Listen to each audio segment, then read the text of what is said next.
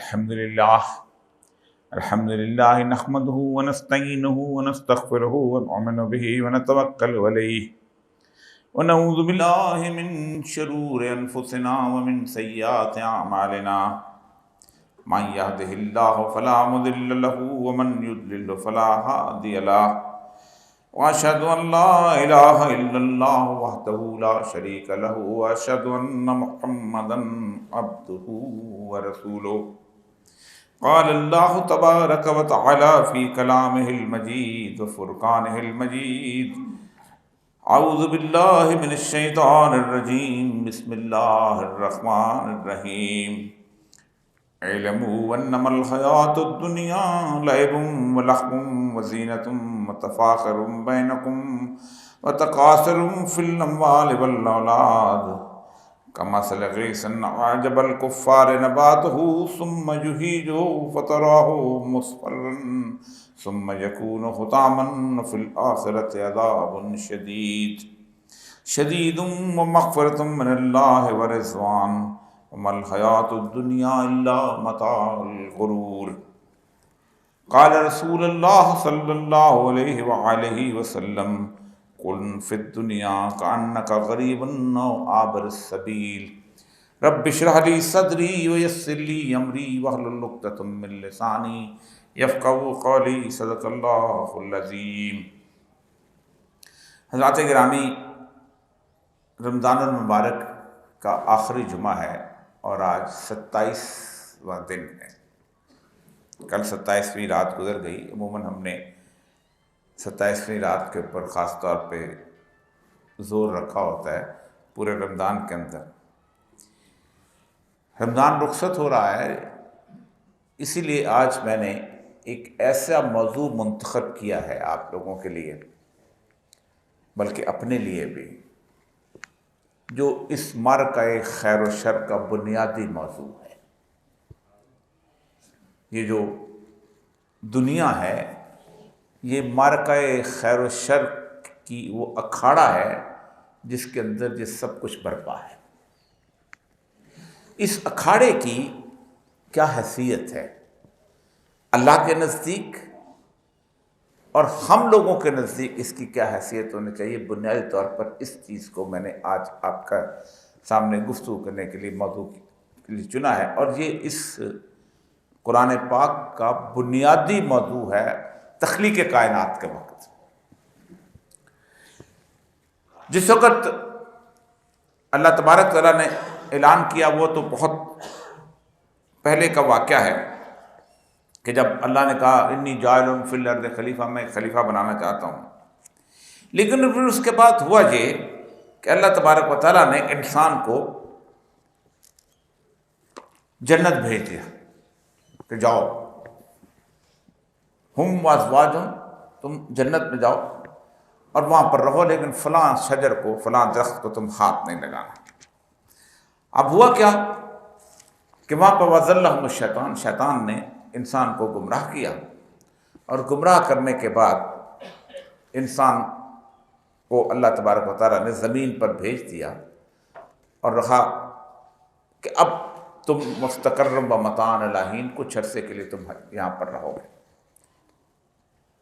شیطان کا ایک دعویٰ تھا کہ اسی سورۃ اعراف کے اسی حصے کے اندر اللہ تبارک و تعالیٰ گفتگو فرماتے ہیں کہ شیطان کا ایک بنیادی دعویٰ تھا کہ چونکہ میرے ساتھ ایک چال چلی گئی ہے، اس لیے میں جس شخص کے لیے، آدم کے لیے چال چلی گئی، میں اس کو گمراہ کروں گا۔ اور انسان کے سامنے دو چیزیں رکھی گئی تھیں۔ اس کائنات کے اندر ہم تمہیں ایک امتحان گاہ کے طور پہ بھیج رہے ہیں کہ تم سے ایک جرم سرزد ہوا ہے، جرم دونوں سے سرزد ہوا، غلطی دونوں سے ہوئی۔ شیطان سے غلطی ہوئی، ابا واستکبر وکان من الکافرین، اس نے استکبار کیا اور وہ کافروں میں سے ہو گیا۔ آدم سے غلطی ہوئی، میرے ابا جد سے اس نے کہا ربنا ظلمنا انفسنا وان لم تغفر لنا وترحمنا لنکونن من الخاسرین۔ اب چونکہ ایک معرکہ برپا ہونا تھا، اسی لیے اللہ تبارک و تعالیٰ نے اس کائنات کو ایک عارضی مستقر کے طور پر، مستقرم و متاع الی حین، ہماری اصل جنت، ہمارا گھر، ہمارا میراث جنت ہے۔ اللہ تبارک و تعالیٰ نے جنت آباد کی اور اس جنت میں رہنے والوں کو چننے کے لیے یہ دنیا آباد کی۔ ظاہر بات ہے آپ نے ایک شاندار قسم کی کالونی بنائی ہے، بہترین قسم کی آسائشیں میسر کی ہیں، اور پھر اس کے اندر آپ دیکھتے ہیں کہ اس گھر کے اندر، اس علاقے کے اندر، اس کالونی کے اندر جو رہنے والے ہیں ان کو میں ٹھوک بجا کے تو دیکھ لوں ایک دفعہ رہتا کون ہے یہاں پر۔ اس لیے اللہ تبارک تعالیٰ نے اس دنیا کو تخلیق کیا تاکہ تب انسان جو واپس چلا جائے۔ یہ پورے کا پورا ایک میدان جنگ ہے جس کے اندر ہمیں اتارا گیا، اور کہا گیا کہ تم ایک دوسرے کے دشمن ہو، جاؤ۔ باقاعدہ اللہ تبارک تعالیٰ نے سورہ اعراف کی ان آیات کے اندر باقاعدہ اس کا ذکر کیا ہے کہ تم ایک دوسرے کے دشمن کے طور پہ، شیطان تمہارا اور عدو مبین، کھلے دشمن کے طور پہ تم بھیجا گیا۔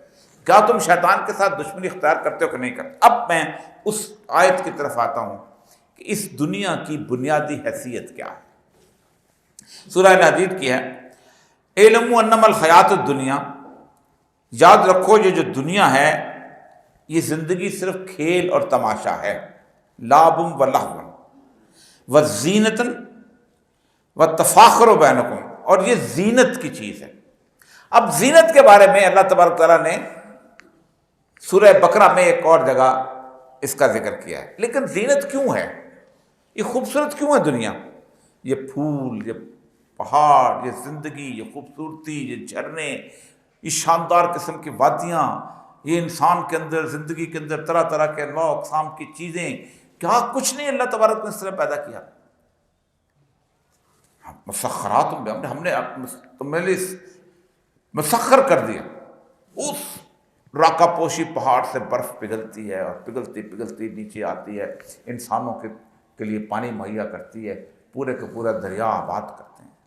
یہ جو اتنا شاندار انور رٹول کا پودا ہے، اس نے کبھی زندگی میں سوچا ہے کہ میں خود بھی کھا لوں، تھوڑا سا چکھ تو لوں؟ ہمارے لیے یہ جامن لگے ہوئے ہیں، یہ شاندار قسم کے کیا چیزیں ہیں اس نے کس لیے بنائی گئی؟ ہماری تعیش کے لیے نہیں۔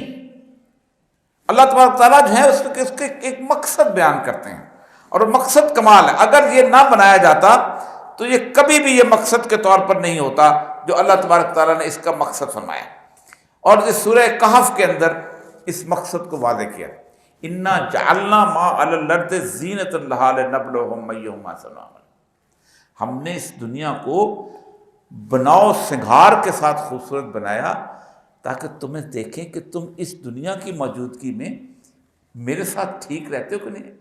خلق الموت والحیات لیبلوکم ایکم احسن عملا، یہ سورہ ملک کی آیات ہیں۔ یعنی یہ ایک میلہ لگایا ہے، اس میلے میں رنگ ہے، رونق ہے، زندگی ہے، سب کچھ ہے۔ مجھے اس میلے کے اندر پھینک دیا گیا ہے، اور دیکھنا یہ ہے کہ اس کو اپنے گھر کی یاد آتی ہے کہ نہیں آتی ہے۔ اور اگر میلہ خوبصورت نہ ہوتا، میلہ شاندار نہ ہوتا، میلے میں لاو و لعب نہ ہوتی، میلے کے اندر یہ دنیا، اور اس میلے کی اللہ نے جو آگے سورہ آل عمران کے اندر جو اس کی تعریف کی ہے، اب دیکھیں، اب آپ کو اندازہ ہوگا کہ اللہ تبارک و تعالیٰ نے کس طریقے سے اس کی تشریح کی ہے کہ ہم نے کس طرح زین للناس حب الشہوات من النساء۔ پہلی چیز، ہم نے اس دنیا کو خوبصورت بنایا عورتوں کے اندر شہوانی خواہشات رکھ کے۔ پوری کائنات کے اندر دیکھ لیجئے گا، 1920 کے آس پاس یہ عورت مرکز میدان بنائی گئی۔ میں آپ کے سامنے اس لیے بات رکھ رہا ہوں کہ یہ میرے اور آپ کے سامنے کی بات ہے، ورنہ میں آپ کو ایک منٹ کے لیے پچھلی کائنات کی طرف، ہم سے پہلے کی دنیا جو تھی اب بات تھی، اس کی طرف بھی ابھی بعد میں لے جاؤں۔ 1920 میں اس عورت کو کہا گیا کہ تم ایک زبردست قسم کی مرد کے مد مقابل آ کے کھڑے ہونے والی چیز ہو، اس لیے تمہیں دنیا کے اندر تمہیں بہترین بنایا گیا ہے، خوبصورت بنایا گیا۔ وجود زن سے تصویر کائنات میں رنگ، اسی کے سوز سے ہے زندگی کا سوز دروں۔ اس کے ہاتھ میں سگریٹ پکڑایا گیا، پہلا اشتہار سگریٹ کا ہے۔ پھر وہ پاؤں کے ناخن سے لے کے سر کے بالوں تک انتہائی شاندار طریقے سے پردے میں رہنے والی خاتون تھی۔ کبھی جو یورپ کی پرانی کہانیاں آپ پڑھیں نا تو ویل بہت امپورٹنٹ چیز تھی. وہ ایک بگی کے اندر بڑے بڑے لوگ سفر کیا کرتے تھے، اس کے اندر عورت پردے میں رہتی تھی، اس کے پورے لباس کے اندر وہ جو پرانے اگر یورپ کے لباس بھی دیکھ رہے ہیں تو کم سے کم 8-10 لیئرز ہوتی تھی. پہلے نیچے کا لباس، پھر اوپر کا لباس، پھر اوپر سے وہ گھگرا سا پتہ نہیں کیا کیا کچھ. اس کو کہا گیا تم چلنے میں دشواری ہوتی، آدھا انچ اس کی پنڈلی ہم نے ننگی کر کے دکھائی. پھر اس کے بعد چل فلوریڈا کے ساحلوں پہ 1920 میں لانگ ویکنڈ آ گیا. اب جب ویکنڈ آیا ہے تو کہا کیسے لوگوں کو ہم یہاں پر اکٹھا رکھیں. تو انہوں نے کہا ایسا کرتے ہیں، ہم یہ جو تیراکی کا سوٹ ہوتا ہے اس میں عورتوں کا مقابلہ حسن کروا دیتے ہیں. اب ان کا مقابلہ حسن کروایا گیا. ایک خاتون جو تھی اس کے سر پہ تاج بنا دیا گیا ملکہ حسن کا. اخبار میں خبر چھپی، دنیا میں شہرت ہو گئی، کمال. اور پھر وہاں اعلان کیا گیا کہ اگلے سال ہم پھر یہاں ملیں گے. اگلے سال دوبارہ جب مقابلہ ہوا تو دنیا بھر کا پریس 1921 میں وہاں پہنچ گیا. وہ جو خاتون ملکہ حسن، ملکہ کائنات، حسن کائنات جو تھا، یونیورس جو تھا، یا مس ورس یا مس ورلڈ منتخب ہو کے آئی، اس کے پاس جب انٹرویو لینے کے لیے پہنچا وہ شخص تو اس سے پوچھا آپ کرتی کیا؟ اس نے کہا میں ایک شادی شدہ عورت ہوں اور میرے 2 بچے بھی ہیں. کہا یہ تو سارا رومانس ختم ہو گیا.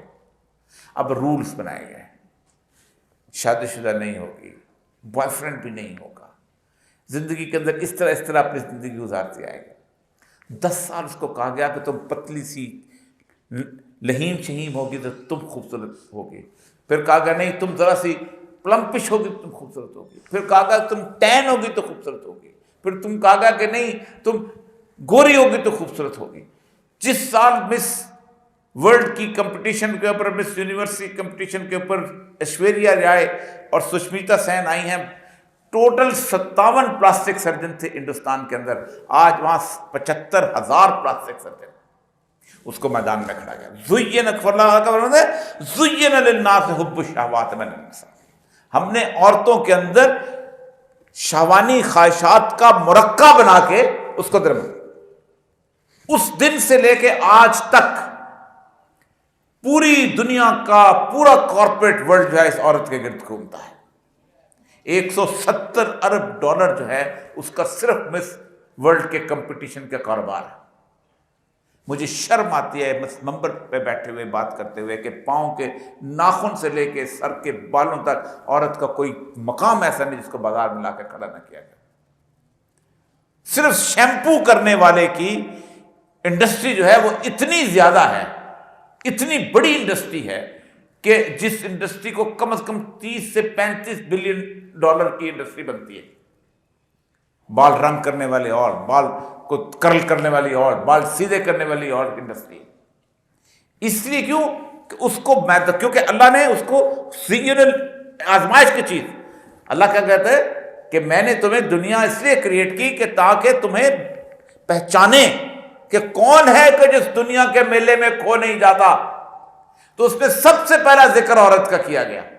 اسی لیے پورا یورپ حجاب کے کیوں خلاف ہے؟ اس لیے کہ جو حجاب پہنتی عورت وہ $190 ارب کی انڈسٹری کی پیٹ پر لات مارتی ہے. وہ کہتے ہیں نہیں مجھے تماشا بازار نہیں بننا، مجھے پاؤں کے ناخن سے لے کے سر کے بالوں تک، ایڑیوں رگڑنے کے سامان سے لے کے اور نیل پالش کے سامان سے لے کے، آرٹیفیشل نیل سے لے کے، سر کے تمام تر آرائش و زیبائش کے اور سنگار کے چیز نہیں استعمال کرنی. زُيِّنَ لِلنَّاسِ حُبُّ الشَّهَوَاتِ مِنَ النِّسَاءِ وَالْبَنِينَ. اب آتے ہیں بیٹے. اللہ نے خالصاً اکیلے بیٹے کا ذکر کیا. کون دادا کی تصویر لگے گی، پردادا کی تصویر لگے گی؟ بیٹا میرا. پوری کی پوری کائنات کے اندر اگر آج دنیا کے اندر ومن موومنٹ شروع ہوئی ہے، عورتوں کے حقوق کی جدوجہد شروع ہوئی ہے، تو اس کی بنیادی وجہ یہ ہے کہ ہم نے مرد کو اس جگہ فوقیت دے دی جو اللہ اس کا رسول نہیں چاہتا تھا. اللہ کا رسول کہتا کیا کہتے ہیں؟ جس نے ایک بیٹی کو پالا اور اس کی تربیت کی، وہ قیامت کے دن میرے ساتھ ایسے ہوگا جیسے یہ 2 انگلیاں. کسی بیٹے کے بارے میں کہا اللہ کے رسول نے؟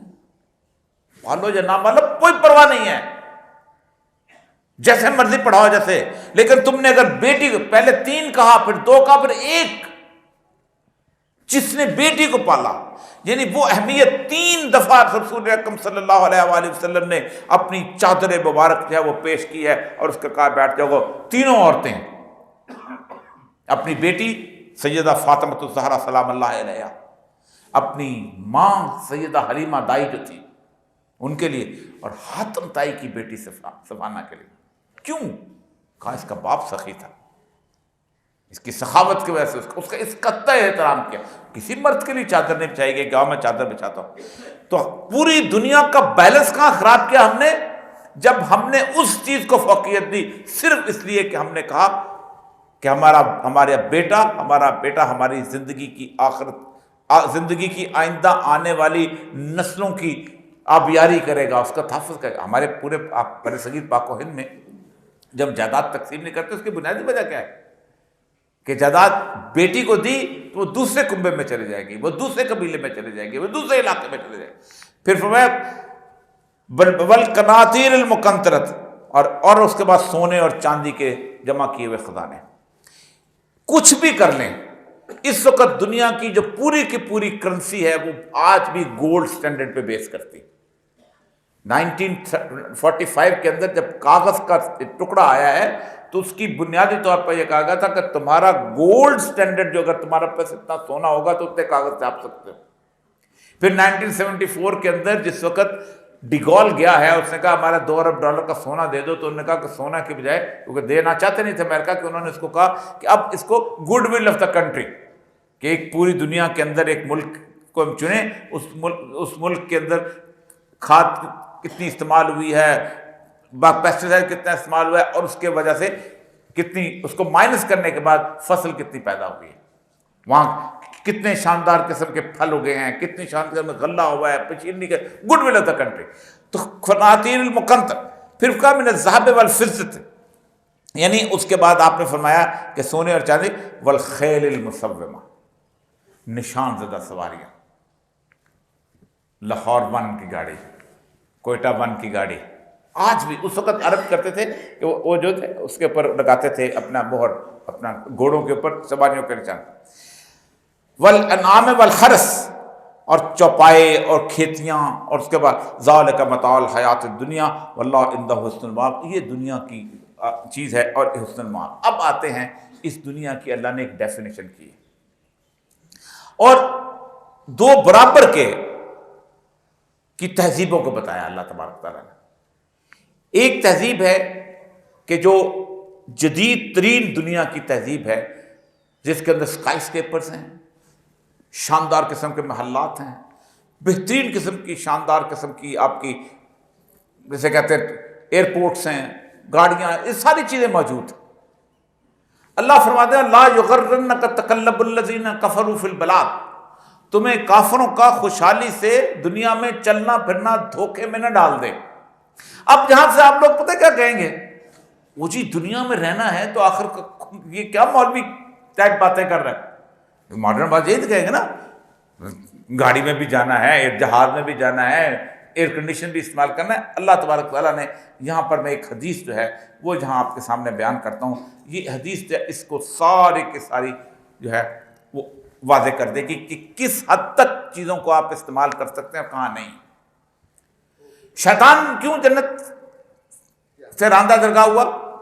استکبار، تکبر کی وجہ سے۔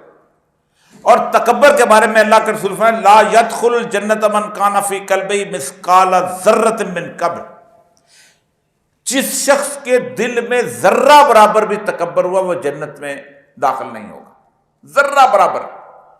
کبر کہتے ہیں کسی استحقاق والی چیز کے اوپر فخر کرنا، یہ صرف اللہ کی ذات ہے۔ الکبر رضا منی، تکبر میری چادر ہے، اللہ کی چادر ہے۔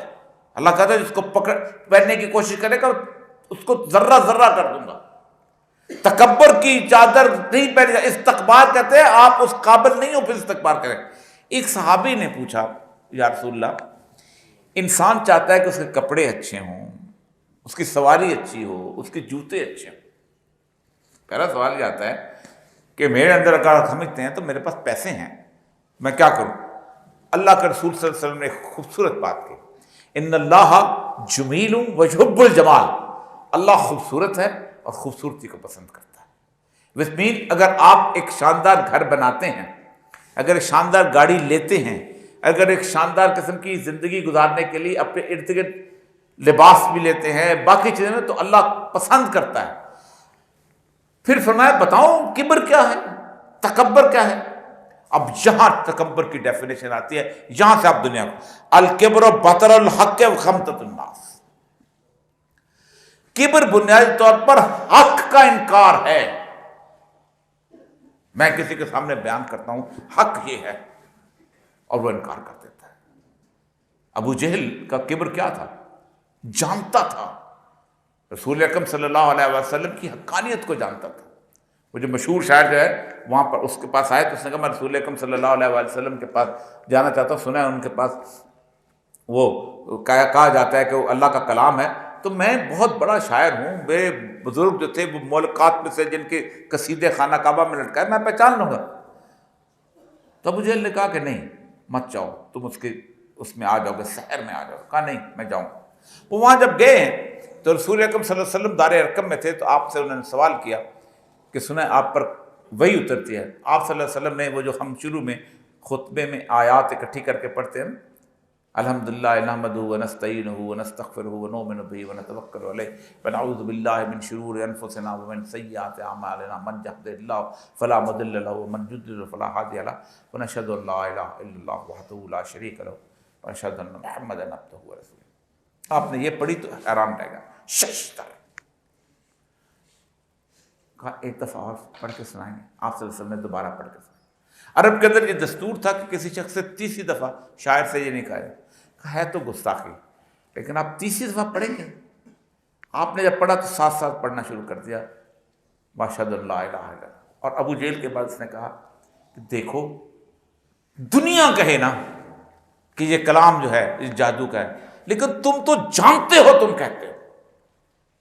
اسی لیے جہالت کی ڈیفینیشن اسلام کے اندر یہ نہیں ہے کہ کوئی بندہ علم نہیں رکھتا ہو۔ جہل کہتے ہیں علم رکھنے کے باوجود اس کا انکار کرے۔ یہ جتنے لوگ اقتدار کے ایوان پہ بیٹھے ہوتے ہیں، ان کو نہیں پتا بے انصافی کیا چیز ہے، ان کو نہیں پتا ظلم کیا چیز ہے، ان کو پتا نہیں جبر کیا چیز ہے۔ چھوڑ دے آخرت کو۔ اللہ تبارک و تعالیٰ نے انسان کو دین فطرت پہ پیدا کیا ہے۔ جو لوگ کہتے ہیں کہ ہم دین فطرت پہ نہیں ہیں، تو پاکستان کیا، یورپ کیا، امریکہ کیا، کسی دنیا کی پارلیمنٹ میں کل سے مجھے یہ چیز منظور کرا کے دکھائیں 100% لوگوں سے کہ کل سے جھوٹ بولنا جائز ہے، کل سے دھوکہ دینا جائز ہے، کل سے قتل کرنا جائز ہے۔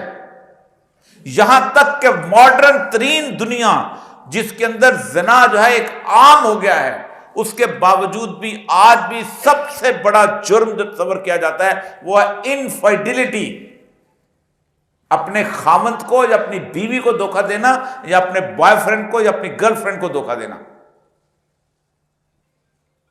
ہمارے یہاں باتیں کرتے ہیں لوگ کہ یہاں کاروکاری اور اس طرح کی چیزیں ہوتی ہیں۔ 3000 کے آس پاس عورتیں جو امریکہ میں قتل ہوتی ہیں ہر سال، they are called by their ex بوائے فرینڈ اینڈ ہسبینڈ، ان کے خامند پرانے قتل کر دیتے ہیں یا ان کا بوائے فرینڈ قتل کر دیتے ہیں۔ آج بھی سرشت میں، انسان کی سرشت میں موجود ہے، تو ان کو پتا ہوتا ہے۔ تو اللہ تعالیٰ فرماتے ہیں کہ الکبر بطر الحق، حق کا انکار۔ ہم کیا کہتے ہیں؟ اے جگ مٹھا تھے اگلا کسے ڈٹھا ہے، وغمطۃ الناس، اور انسانوں کو حقیر سمجھنا۔ تو یہ ہے دنیا کی بنیادی، اسی لیے آپ صلی اللہ علیہ وسلم نے جو ڈیفینیشن کی ہے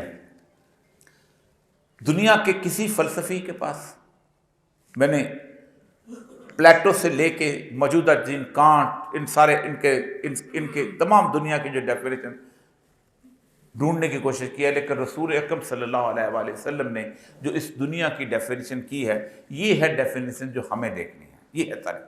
فرمایا کن فی الدنیا کأنک غریب او عابر السبیل، اس دنیا میں تم ایسے رہو جیسے تم اجنبی ہو۔ عابر السبیل، عابر السبیل کہتے ہیں ٹرانزٹ لاؤنج۔ دنیا میں ٹرانزٹ لانچ کے لیے اتنا ہی معاملہ کیا جاتا ہے جتنا اتنے عرصے کے لیے آپ رہتے ہیں. اب بس مثال دیتا ہوں میں آپ کو. جو لوگ ٹریول کرتے ہیں ایئر ٹریول، انہوں نے دیکھا ہوگا کہ دبئی کی جو ٹرانزٹ لاؤنج ہے یہ بہترین ٹرانزٹ لاؤنج ہے. آپ یہاں سے اتریں، دبئی پہنچے ہیں، آپ کو نماز پڑھنے کے لیے بھی، آپ کو نہانے کے لیے بھی، آپ کو بیٹھنے کے لیے بھی، آپ کو تھوڑی دیر سونے کے لیے بھی، آپ کو کھانا پینے کے لیے، آپ نے کوئی چیز خریدنی ہے اس کے لیے بھی، کھانا کھانا ہے، آپ کو یہ تمام آسائش جو ہے یہ ہے عابر السبیل. میں، میرا بیٹا، میرا باپ، ہم تینوں مسافر ہیں. ہم تینوں اس ٹرانزٹ لانچ پہ پہنچ گئے ہیں. میرے باپ نے بھی لندن جانا ہے، میں نے بھی لندن جانا ہے، میرے بیٹے نے بھی لندن جانا ہے. میرے باپ کی فلائٹ صبح 10 بجے ہے، میری فلائٹ جو ہے وہ 3 بجے ہے، اور میرے بیٹے کی فلائٹ رات 9 بجے ہے. ہم تینوں میں سے کوئی گھبراتا ہے کبھی رخصت کرتے وقت؟ یہ ہے دنیا. عابر السبیل ٹرانزٹ لاؤنج. ٹرانزٹ لاؤنج میں محل نہیں بنائے جاتے. لا یغرنک تقلب الذین کفروا فی البلاد. تمہیں کافروں کا دنیا کے اندر خوشحالی سے شہروں میں بلاد شہروں میں خوشحالی سے چلنا پھرنا دھوکے میں ڈال دے. متاع الغرور دھوکے کا سامان ہے. کیوں دھوکے کا سامان ہے؟ آزمائش ہے کہ میلے میں چھوڑ دیا ہے. اب دیکھیں اس میلے سے میری طرف توجہ کون کرتا ہے، اس میلے سے واپس آنے کے لیے کون. اگر زین للناس حب الشہوات نہ ہوتا، اگر یہ عورتوں کے اندر، تو پھر یہ عورتوں کے اوپر سب سے زیادہ پابندی، آپ خود سوچیں کہ سب سے زیادہ پابندی جو ہے انسان کے اسی بنیاد پہ لگائی گئی ہے نا.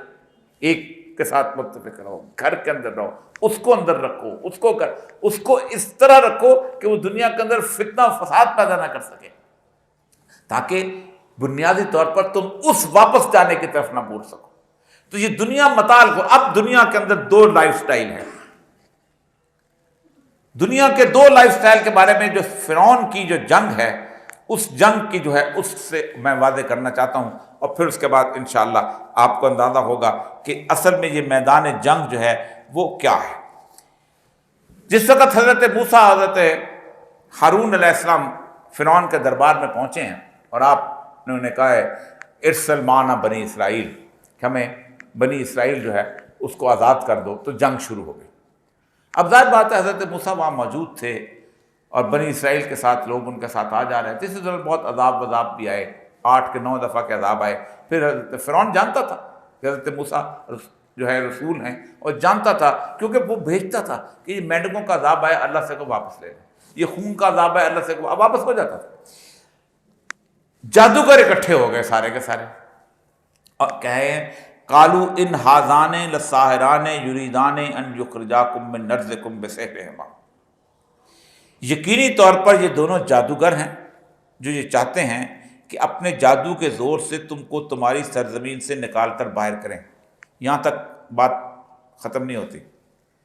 وَيُذْهِبَ بِطَرِيقَتِكُمُ الْمُثْلَىٰ، اور تم سے تمہارا لائف سٹائل چھین لیں. یہ لائف سٹائل کیا تھا؟ انسانی تاریخ اس بات کی شاہد ہے کہ جو کچھ آج ہمیں ماڈرنٹی نظر آتی ہے، یہ ماڈرنٹی آج سے 3-4 ہزار سال پہلے اس سے کئی گنا زیادہ تھی. یہ جو اہرام مصر ہیں، کسی بھی آرکیالوجسٹ سے پوچھ لیجیے گا، توجیہ کرتے ہیں اتنے لوگ تھے، فلکرم تھا، یہ تھا، وہ تھا، اس طرح ہم نے 200 ٹن کا پتھر اوپر کھڑا کر دیا. ایسا نہیں. اہرام مصر کے پتھر یوں کاٹے گئے ہیں کہ جیسے گیلے صابن کو دھاگے سے کاٹا جاتا ہے، چھینی کے نشان تک نہیں ہے. یعنی یوں لگتا ہے کہ انسانوں نے ایجاد کر لیا تھا کوئی کیمیکل جو کہ ہمیں آج تک معلوم نہیں. بابل و نینوا کی جو تہذیب ہے، دجلہ و فرات کی تہذیب، جو نمرودوں کی تہذیب ہے، میلوں ہینگنگ گارڈن آف بیبلونیا تھے. یعنی کئی میل تک لٹکتے ہوئے باغات تھے جن کے ستون نظر نہیں آتے تھے، اور انسان کو سمجھ نہیں آتے تھے یہ باغ لٹکے ہوئے کیسے. حمورابی کے قوانین کیا کیا کچھ تھا. صرف آج کے جدید دور میں یہ تاج محل آپ کو دکھا دوں، اس کے بارے میں اگر آپ ڈیٹیل میں چلے جائیں تو آپ حیران رہ جائیں. تاج محل کے چاروں مینار جو ہے آدھا انچ باہر ٹلٹڈ ہے. یعنی جب تک ایک آدمی کو بیسٹ ٹریگومیٹری جیومیٹری نہ ہو وہ نہیں کر سکتا. تہذیب رومنس کی، یہ جو کاغذ کی ایجاد کرنے والے چائنیز ہیں، سب موجود تھے. اس میں سیدنا یوسف علیہ السلام کے زمانے میں جو اخلاق باختگی کا تصور تھا وہ آج کے دور میں بھی نہیں ہے. تہذیب کا عالم یہ تھا کہ عورتیں مرد لاتی تھیں اور ان کو شیئر کرتی تھی آپس میں. ایسے تو نہیں. سیدنا یوسف علیہ السلام کے بارے میں زلیخا کو تانا دیا گیا، کہاں ہے چھپا کے رکھا ہوا تم نے؟ اور جب حضرت یوسف علیہ السلام نے واپس عزیز مصر کے کہنے کے اوپر جانے کے لیے اس نے کہا کہ خواب کی تعبیر کا، تو آپ نے یہ نہیں کہا زلیخا کے بارے میں پوچھو، فرمایا ان عورتوں کے بارے میں پوچھو کہ جن کے بارے میں معاملہ ہوا تھا میرا، تاکہ میں کلیئر ہو جاؤں. پوری کی پوری تہذیب پرومسکوٹی کی تہذیب تھی. جو رومن تہذیب تھی، اس رومن تہذیب کے اندر فلورا کی ریس ہوتی تھی جو میلوں برہنہ عورتوں کی ریس ہوتی تھی. گلیڈیٹر جو تھے ان کے سامنے کشتیوں میں عورتیں ڈال دی جاتی تھیں اور وہ ان کو جسے کہتے ہیں کہ ڈبویا جاتا تھا اور پھر اس کو چیختی چلاتی ہوئی باہر آتی تھی، جن کو مرنے تک ریپ کیا جاتا تھا اور پورا شہر جو تالیاں بجایا کرتا تھا. طریقہ ہمارا لائف سٹائل. 9/11 ہوا ہے، دو لوگ بڑے لوگ جارج ڈبلیو بش اور ٹونی بلیئر، کیا الزام لگایا تھا انہوں نے ہم پر؟ They want to take our lifestyle from us. یہ ہم سے ہمارا طریقے زندگی چھیننا چاہتے ہیں. وہ بھی اس سے کہتے ہیں تو ایک طریقے زندگی ہے جو اللہ تبارک و تعالیٰ نے ہمیں عطا کیا، اور ایک طریقے زندگی ہے جو شیطان نے اس دنیا کو مزید ہمارے لیے بہتر بنانے کے لیے. اس لیے اقبال کہتا ہے کیا ہے تو نے متاع غرور کا سودا، فریب سود و زیاں لا الہ الا اللہ.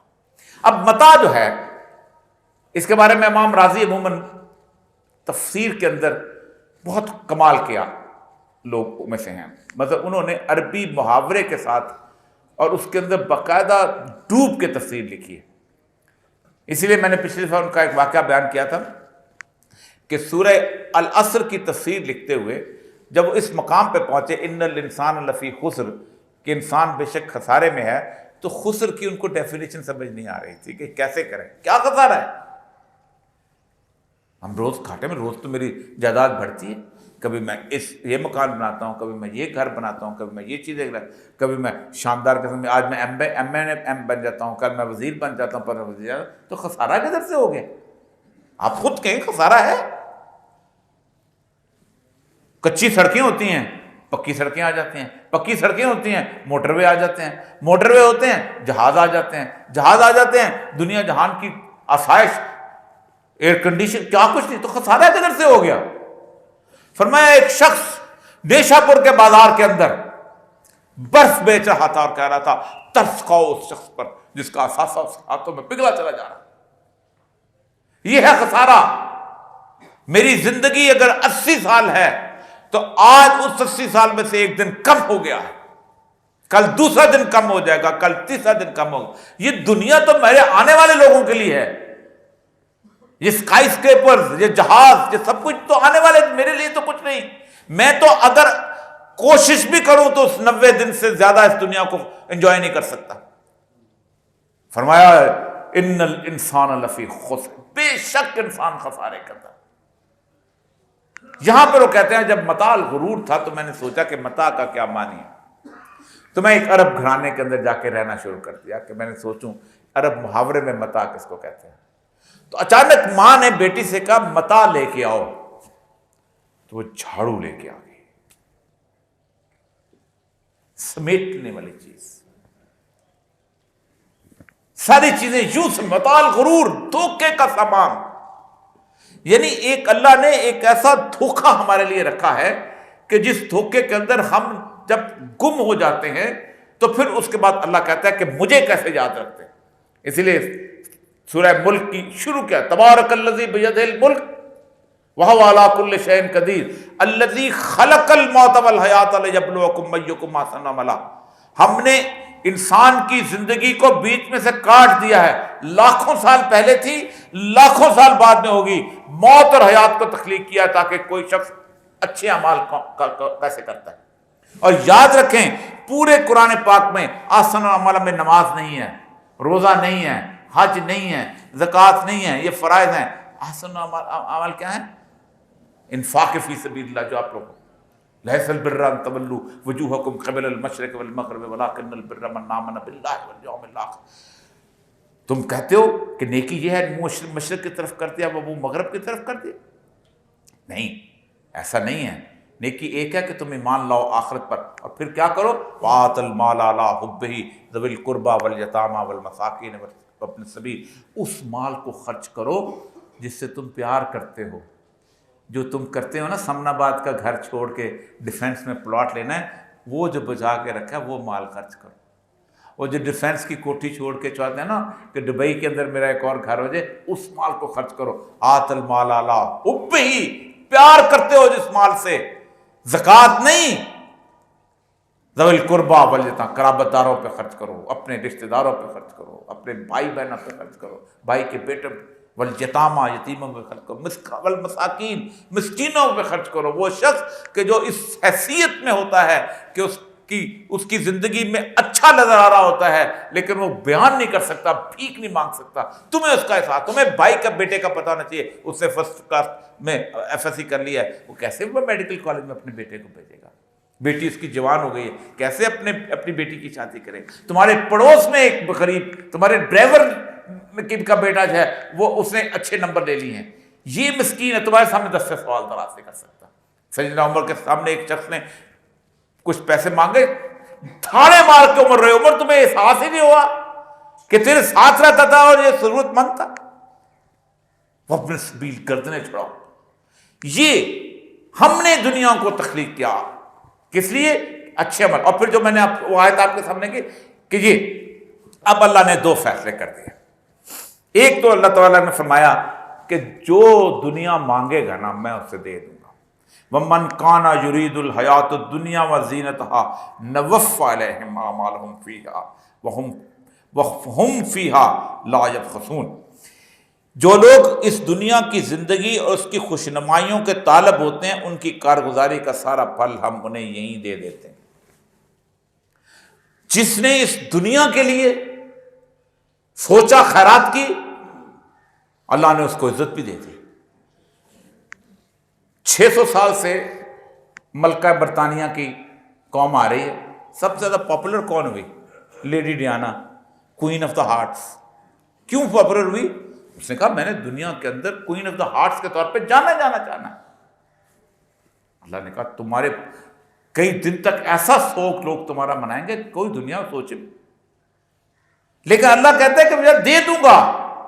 تم دنیا کے اندر عزت چاہتے ہو، توقیر چاہتے ہو، بہترین قسم کی معاملات چاہتے ہو، تمہیں عطا کر دیے جائیں گے، لیکن لیس لہم فی الآخرۃ الا النار، آخرت میں پھر تمہارے لیے صرف ہم نے آگ سجا رکھی ہے۔ وحبطت ما صنعوا فیہا وباطل ما کانوا یعملون، اور تم جو کچھ چیز کو کہتے ہو بلیا میٹ ہو جائے گا۔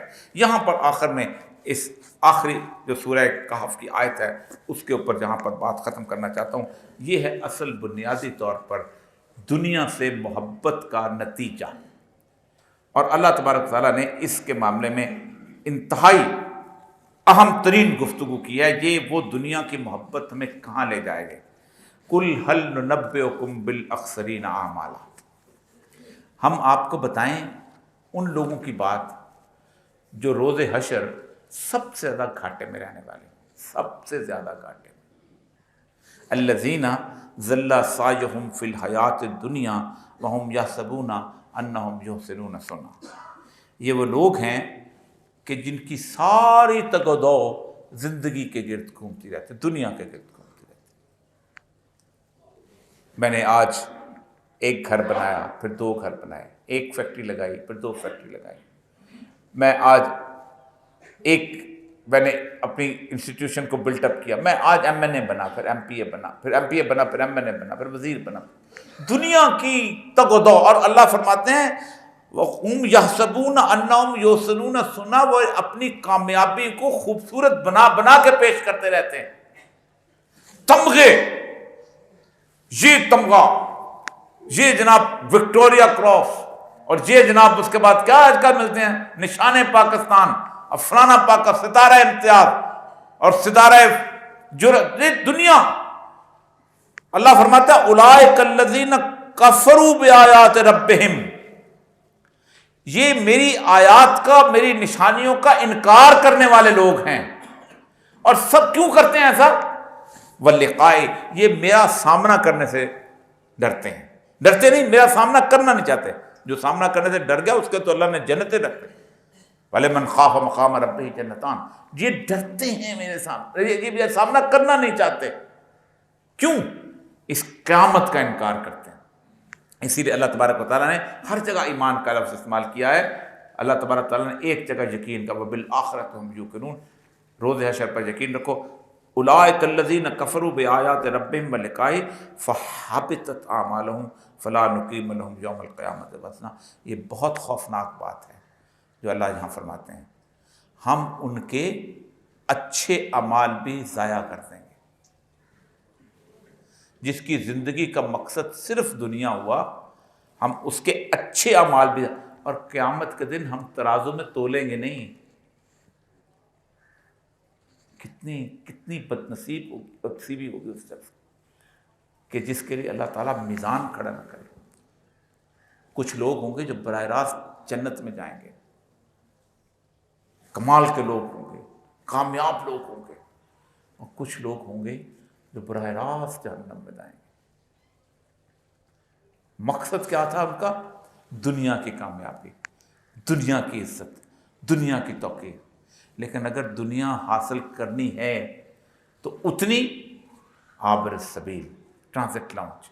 یہ یاد رکھیے، میں نے پہلے بھی بتایا کہ اللہ جمیل و یحب الجمال، اللہ خوبصورت ہے اور خوبصورتی کو پسند کرتا ہے۔ لیکن اگر آپ نے وہ دنیا اکٹھی کر لی ہے کہ جس کو آپ کی اولاد میں خرچ کرنا ہے، آپ 10 کروڑ روپیہ اکٹھا کر کے چلے جائیں اور بیٹا جو ہے آپ کا اس سے دنیا کے کعبہ خانے آباد کرے، تو آپ کو کیا حاصل ہوگا؟ آپ کے اعمال میں جائے گا اتنی دنیا جتنی ٹرانزٹ لاؤنج میں ہوتی ہے۔ کوئی دبئی کی ٹرانزٹ لاؤنج کے اندر شاندار محل نہیں بناتا کوئی، اور پھر یہ بھی یقین ہو کہ اس میں دوسرا چکر بھی نہیں لگنا۔ وہاں تو آپ 4 چکر لگا دیں، وہاں تو واپس اس ٹرانزٹ لاؤنج میں آنا ہی نہیں ہے۔ تو یہ ہے اس کائنات کی، اس دنیا کی، اس معرکہ خیر و شر کی حیثیت۔ یہ اکھاڑا ہے، اس اکھاڑے میں اتنا ہی رہو اور اتنی ہی زندگی گزارو، اور ویسے ہی زندگی گزارو کہ آپ اپنے نفس کو اور اپنے شیطان کو شکست دے کے وہ تمغہ حاصل کریں جس کا اللہ تبارک و تعالیٰ نے ہم سے وعدہ کیا ہے۔ وآخر دعوانا الحمد للہ۔